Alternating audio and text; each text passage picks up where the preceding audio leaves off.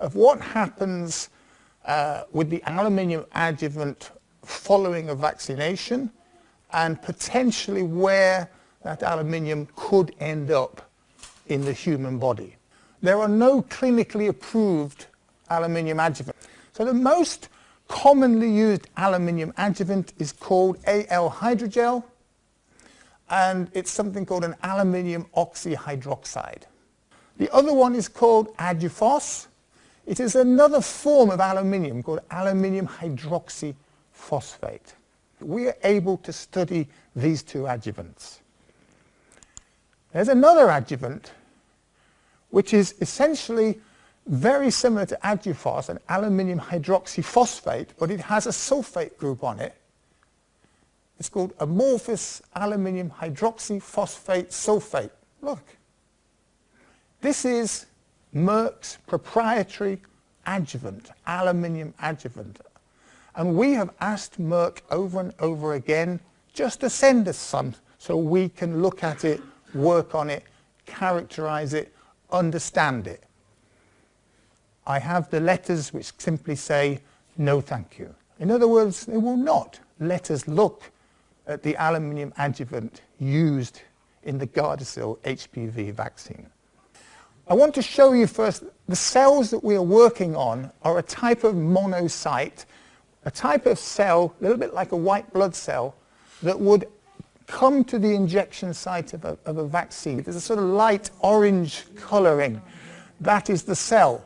Where you see the blue, this is the nucleus of those cells. These cells have very large nuclei. You'll see this more clearly in a minute, because this is actually a transmission electron microscope image of the same cells, just again showing the large nucleus and the cytoplasm.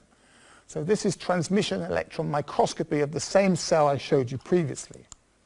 So what happens if you expose these cells to one of the most common forms of aluminium adjuvant, Al hydrogel?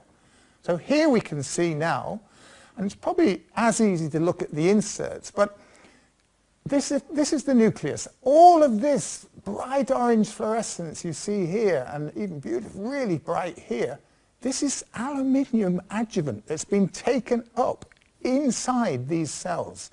So these cells load up with the aluminium adjuvant. They fill their cytoplasm with it. Now, actually, we shouldn't be shocked by this, because this is probably, or possibly, we're not sure which of that is true, how the adjuvants work in enabling and facilitating the immune response.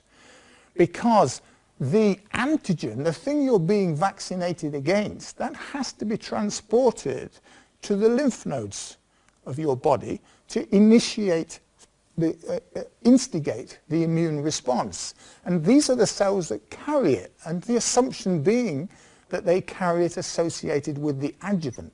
We find the adjuvant goes inside the cytoplasm of the cell.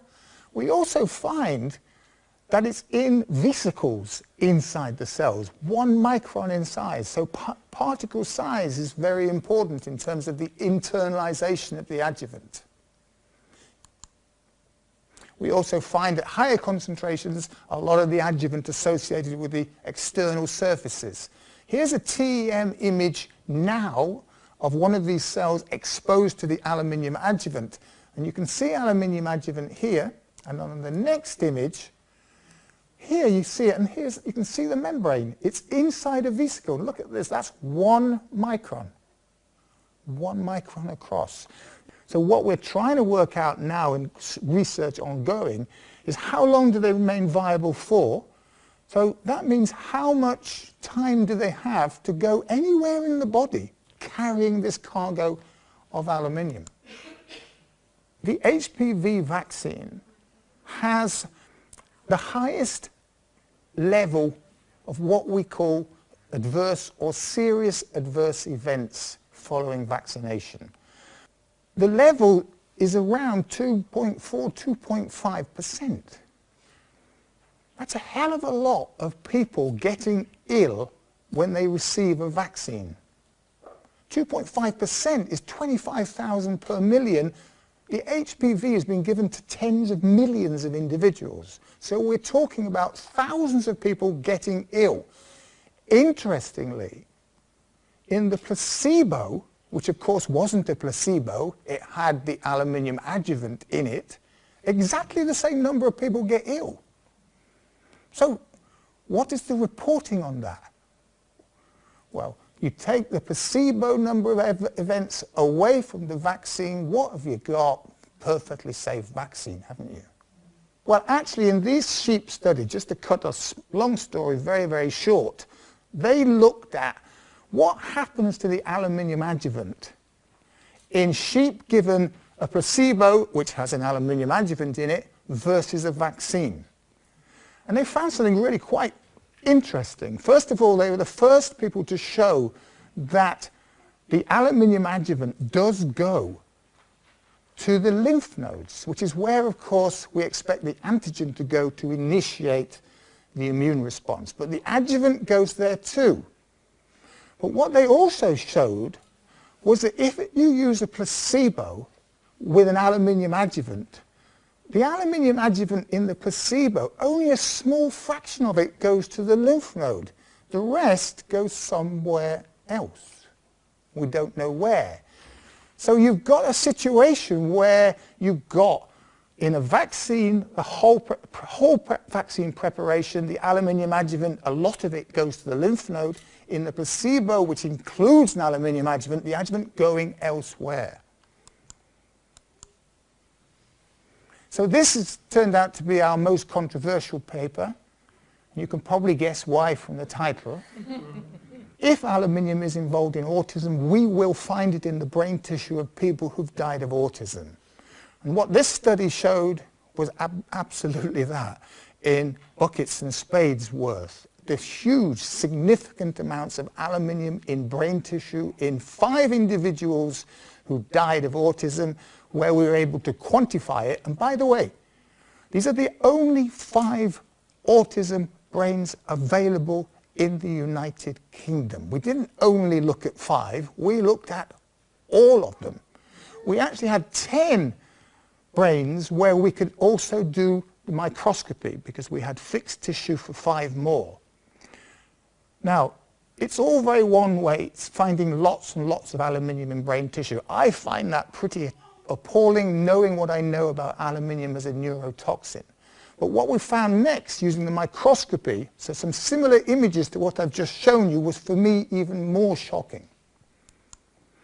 And what we're seeing here, it's difficult for you to see, I'm sure, but this is the hippocampus of an individual who died with autism. This is an area of the hippocampus known as the meninges, which is the place where the lymphatic system and the brain come together. Things move from the lymphatic system into the brain and vice versa. And what we were able to see here are lymphocytes, almost identical to those that come to the injection site of a vaccine, loaded up with aluminium, crossing into the brain tissue. This is a really astounding observation for us, a scary one for me personally, to think that we now have a mechanism whereby significant amounts of aluminium can be transported relatively quickly, one would assume, from the body into brain tissue. At some point, those cells, as we're trying to work out today, those cells transporting the aluminium will die, and they will release their cargo of aluminium into the brain tissue. Here's a beautiful one, essentially actually crossing a part of the meninges involving probably a bit of a vessel, a blood vessel. You can see that on the next slide. Again in the hippocampus. So this bright orange, if you imagine how this fluorescent dye works, the more aluminium is present, the brighter the signal. But it's a little bit like a light in a room. The fluorescence lights up the rest of the cell, so you have to sort of discriminate between the light, which is specific to the aluminium fluorescence, and the light that that fluorescence produces. But the brighter color, the more aluminium. And here we have examples again of cells moving across, this time the blood-brain barrier, the barrier between the blood and the brain.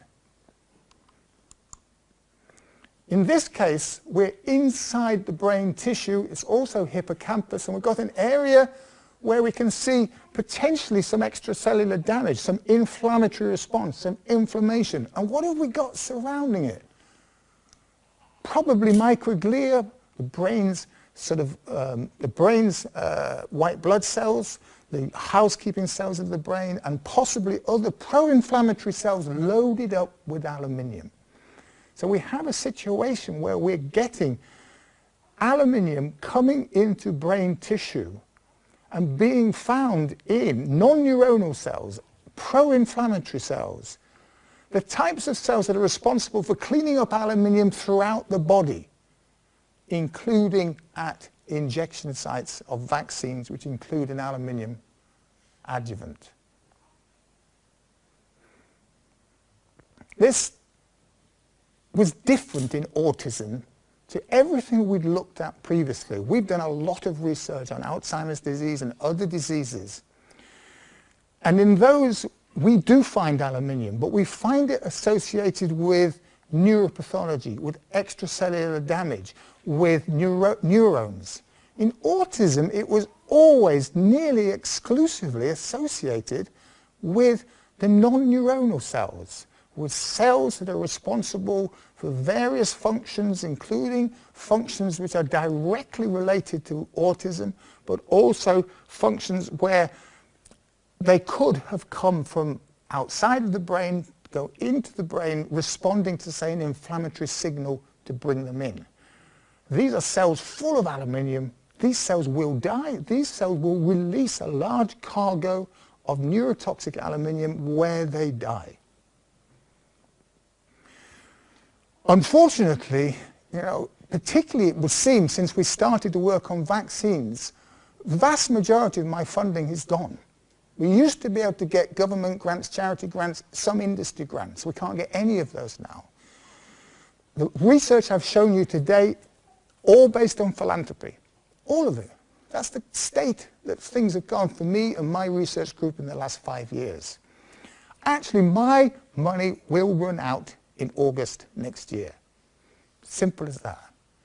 And actually, I've been all over the world recently saying the same story to people. And I mention it here not because I want you all to put your hands in your pocket on the way out, but because if you do know someone, if you do know a philanthropist, if there is any way that you can think about ways of helping. Thank you. I think there'll be questions at the end, but thank you very much for putting that. The reason I'm so worried now is because I've seen a mechanism whereby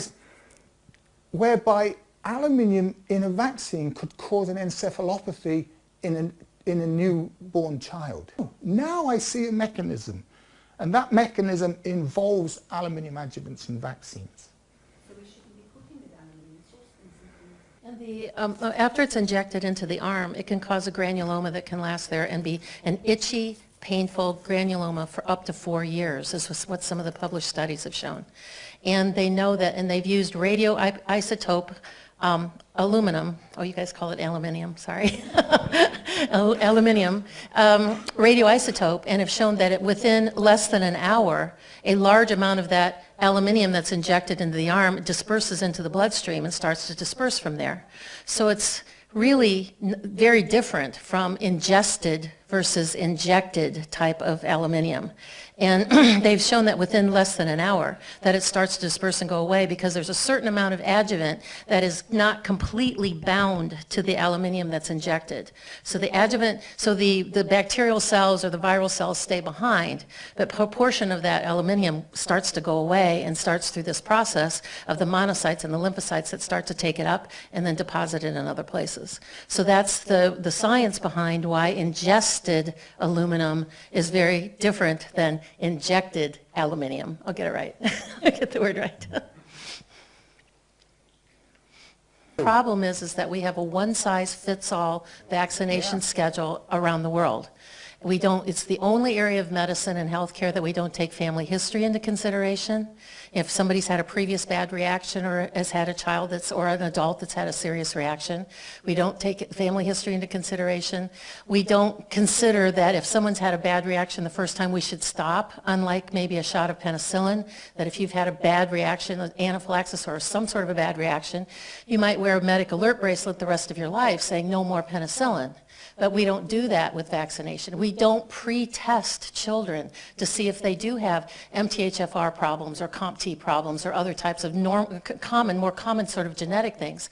Up to, I think the number is like 16% of all children are born with some level of inborn error of metabolism, but because of the plasticity of the human body, the brain, and the immune system, that works out and compensates for itself. But we start vaccinating at birth. You know, we start vaccinating at pre-birth now because we're vaccinating pregnant women. And we don't do any of those types of studies, which would absolutely rule out a good portion of those children, like the Anna Poling case, that they said, yes, she has a genetic susceptibility to these things. But we don't do that. We have a one-size-fits-all. We give them every vaccine on time, on a schedule, without knowing what we're injecting into.